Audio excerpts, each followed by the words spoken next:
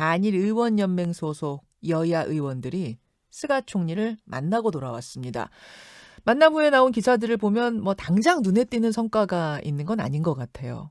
하지만 당사자들이 느끼는 미묘한 흐름은 분명 있을 겁니다. 그래서 지금부터 직접 만나고 오신 분의 얘기를 들어보죠. 한일의원연맹 회장이세요. 민주당 김진표 의원 연결이 돼 있습니다. 김진표 의원님 안녕하세요. 네, 안녕하세요. 언제 한일의원연맹 회장 되셨나 했더니 지난달에 되셨네요. 네, 10월 달에 바뀌었죠. 예, 네. 아니 한일 관계가 사실 최악인 상황이라서 좀 부담도 느끼실 것 같습니다.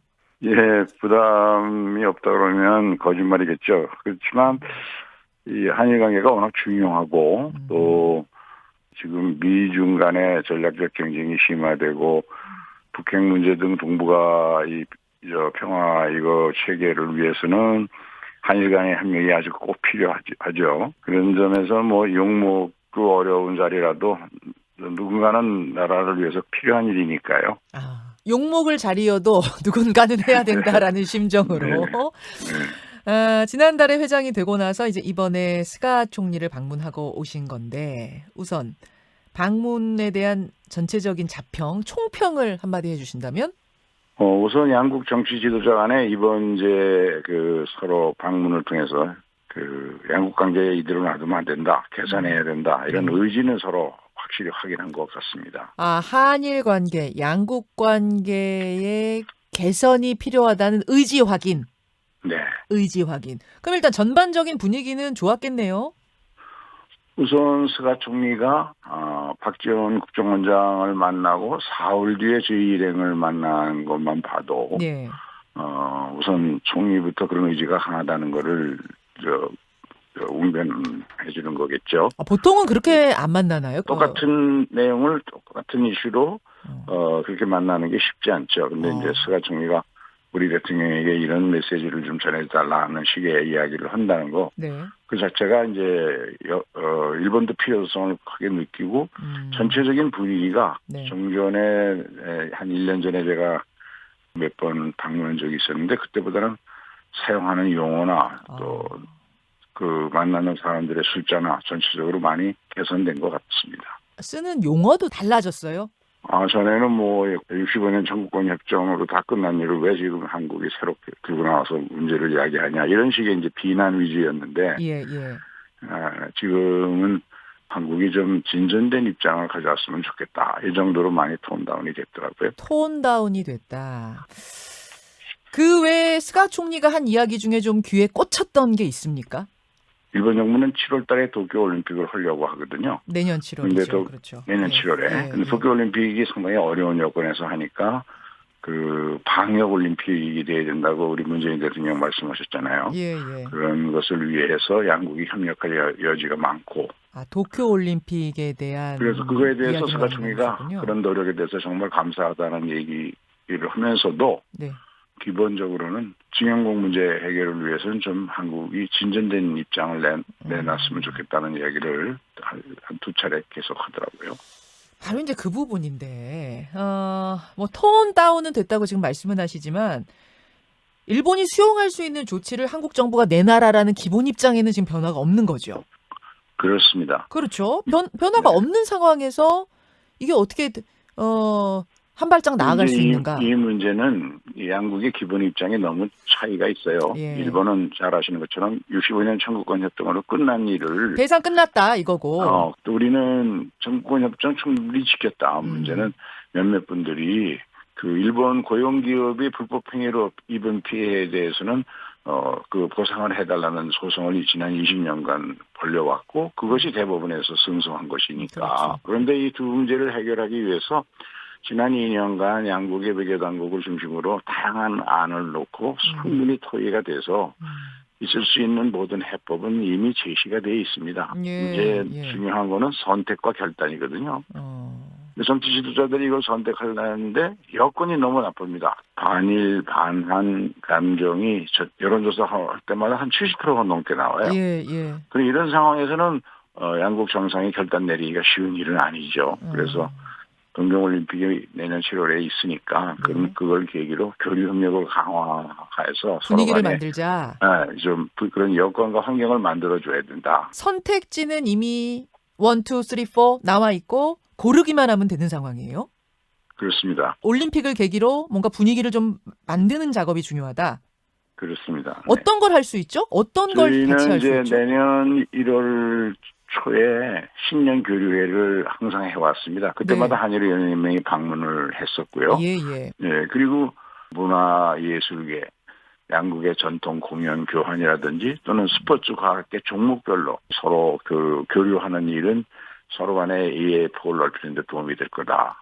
그런 것들을 지금 우리 쪽 간사장 김석기 의원하고 네. 가무라 일본 간사장이 그거를 지금도 협의를 하고 있습니다. 오늘 중에 대개 협의를 마쳐서 그런 김석기 의원은 그래서 귀국을 이틀 늦췄습니다. 예, 문화, 스포츠 이런 교류에 대한 논의가 이루어지고 있고 도쿄올림픽에 대해서는 어떤 식으로 협력이 가능한 거예요?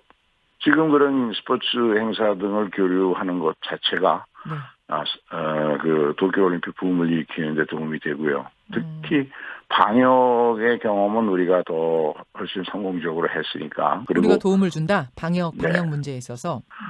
그다음에 이제 제일 중요한 것 중에 하나가 북한 문제입니다. 북한이 적극적으로 네. 참여를 하면 동북아 평화협력이 이게 더 이제 유지가 되고 안정이 되니까요. 결국 도쿄올림픽을 계기로 우리가 뭔가 도움을 주고 같이 손잡고 뭘 하면서 화해 무드를 먼저 만들자라는 제안이신데 이게 국민들이 이 부분을 적극적으로 동의하실까 하는 숙제는 좀 남아 있네요.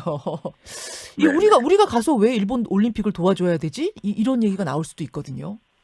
평창올림픽 때도 일본이 이단위원연맹 안에 특별위원회를 만들어가지고 우리를 지원하려고 노력을 했죠. 이웃나라 사이에 현실적으로 많은 관중이 갈 수 있는 나라는 우리나라하고 중국 정도라니까요. 그런 점에서는 그렇죠. 그런 도움이 필요하고요. 그다음에 이제 동북아 평화협력을 위해서도 우리에게도 도움이 되는 그런 좋은 계기니까요. 그리고 이제 국민 감정이 악화되어 있지만 네. 이게 양국의 정치권이 좀 이 반일 혐한 정서를 국내 정치적으로 이용하려는 네. 그런 유혹에 빠지기 쉬워요. 예, 예. 그거를 버리면 사실은 그렇게까지 나빠지진 않을 텐데 특히 젊은이들 사이에는 네. 교류 협력이 잘 되거든요. 사랑의 불시착이 일본에서 지금 대유행인데. 아, 드라마요? 네. 그런데 저희가 만난 많은 일본 정치인들이 공식적인 자리에서 사랑의 불시착 나 지금 애청자다. 아, 그래요? 네. 예전에 왜 배용준, 최지우 씨 나온 겨울 연가 유행하면서 한류 바람 불듯이 그런 식이에요? 그렇습니다. 그래서 제가 그때 느낀 것이 문화의 힘이 정치보다 훨씬 강하구나. 그런 걸 느낄 수 있었습니다. 알겠습니다. 결국은 풀어서 말하자면 사랑의 불시착으로 상징되는 문화, 스포츠 교류부터 시작해서 물꼬를 터보자. 강대강 대치를 좀 풀어보자. 이렇게 정리를 하고 그러려면은 내친 김에 한일 정상회담도 올해 안에 좀 해버리자라는 얘기가 나와요. 이게 가능성이 있는 얘기인가요? 제가 스가 총리 보고 지금은 이제 선택하고 결단할 때인데 네. 스가 총리께서 가급적 빨리 문재인 대통령과 만나서 허심탄회하게 모든 문제를 털어놓고 그렇게 대화하면 좋을 것 같다고 얘기했더니 잘 알겠다는 정도의 반응을 보이더라고요. 잘 알겠다는 게 이게 뉘앙스에 따라 굉장히 다르잖아요. 얼굴 표정을 보셨으니까 잘 알겠습니다라는 강력한 동의인지 아니면 그냥 마지못해 얘기하는 알겠습니다, 알겠어요. 뭐 이 정도인지 어떻게 느끼셨어요? 마스크를 쓰고 얘기를 하니까 네, 눈빛은 웃는 눈빛이더라고요. 그건 분명했습니까? 네, 그 이야기에도 또 한 번 강조를 하더라고요. 뭐라고요? 징용공 문제에 대한 진전된 입장이 꼭 필요하다고. 또 강조했습니까? 네. 눈은 웃고 있었지만 말에는 역시 전제 조건이 깔려 있었다. 알겠습니다. 예, 네네. 지금 상황이 변한 건 이제 미국 아니겠습니까? 트럼프에서 바이든으로 대통령이 바뀌는데 바이든은 어떨 걸로 보십니까, 김 의원님? 바이든은 전통적으로 한미일 삼각동맹을 굉장히 강조해 왔거든요. 네네. 그런 점에서는 특히 일본이 한일 관계를 이걸 개선해야 된다는 그런 압박을 좀 받으리라고 생각을 합니다. 그러면 이제 바이든으로 변하는 이번 요 상황들이 이 한일 관계를 푸는 계기가 될 수도 있다고 보시는 거군요. 그렇죠. 특히 이제 미국과 중국 간의 전략적 경쟁이 심화되고 있지 않습니까? 네네. 미국 바이든 정부는 다자간에 맺어진 그런 협정 이런 것들을 충분히 활용하자는 입장이니까 예. 북핵 문제 해결을 위해서도 그렇고 대중공에 대한 그 압박이라 그럴까요? 그걸 위해서도 그렇고 한일 간의 관계 개선이 꼭 필요하다는 입장이 트럼프 행정부보다는 훨씬 강하리라고 봅니다. 스가 총리도 그 부분을 잘 알고 있겠죠.